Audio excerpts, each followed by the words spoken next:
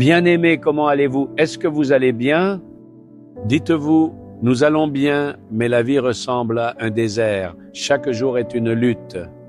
Mais je suis heureux que le Seigneur soit avec moi, qu'il me réconforte et me guide. Pourtant, c'est très difficile. Êtes-vous dans une telle situation? N'ayez pas peur. Le Seigneur a délivré les Israélites de l'esclavage en Égypte et les faisait sortir.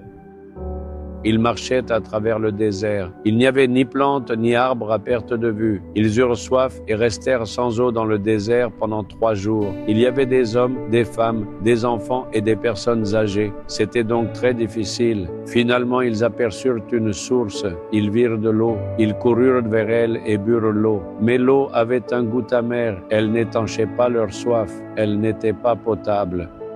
Ils pensèrent, « Nous avons marché 3 jours dans le désert sans eau. Maintenant, nous voyons de l'eau, mais elle est amère. » Mais le Seigneur transforma l'amertume de Mara en douceur.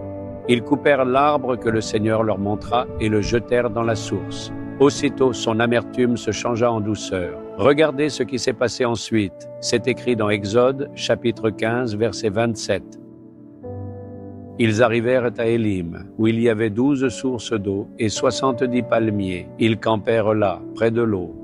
Dans le désert, il y avait 12 puits d'eau. Ils étaient 12 tribus de personnes, un puits pour chaque tribu. Il y avait aussi 70 palmiers. C'était donc une terre fertile. Cette plage où je me tiens maintenant ressemble à un désert, mais il y a une source ici. Son eau est bonne. C'est surprenant de voir cela. Ils ont apporté un soutien structurel à la source. L'eau a bon goût, elle est potable. Voyez, même sur cette plage, le Seigneur a gardé une source pour que les assoiffés puissent étancher leur soif.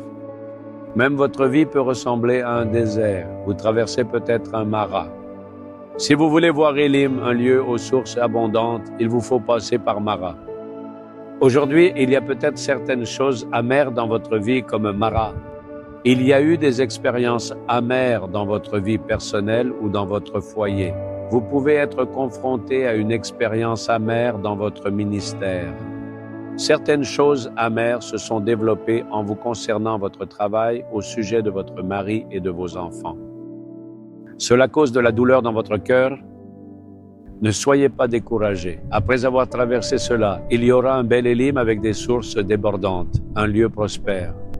Ainsi, ce n'est qu'en traversant Mara que vous pouvez voir Élim, un lieu aux sources abondantes. Le Seigneur ne va pas vous laisser à Mara tout le temps. Il ne va pas vous garder dans l'amertume pour toujours. L'amertume va changer. Le Seigneur transformera l'amertume et vous réjouira, vous faisant camper près des sources. La bénédiction d'Élim vient après l'amertume de Mara. La prochaine étape, c'est la bénédiction d'Élim. Alors, ne soyez pas troublés dans cette situation. Vous vous demandez peut-être, il y a de l'amertume. Que faut-il faire pour la transformer? Le Seigneur a montré un arbre à Moïse. Pour nous, c'est la croix. Jésus a goûté à l'amertume sur la croix pour nous. Il a accepté toutes les expériences amères sur la croix. Il a porté sur la croix toutes les douleurs, les reproches, les afflictions et les souffrances. La Bible dit qu'il a goûté du vin aigre mêlé de fiel. Il a porté l'amertume sur la croix. Regardez la croix. Levez les yeux vers Jésus qui était suspendu à la croix. Toute votre amertume changera. Regardez-le et dites, « Seigneur, tu as porté toute l'amertume de ma vie sur la croix. Tu peux transformer mon amertume en douceur. Tu peux me conduire vers la prospérité d'Élim. Je le crois. » Dites-le ainsi, un miracle se produira.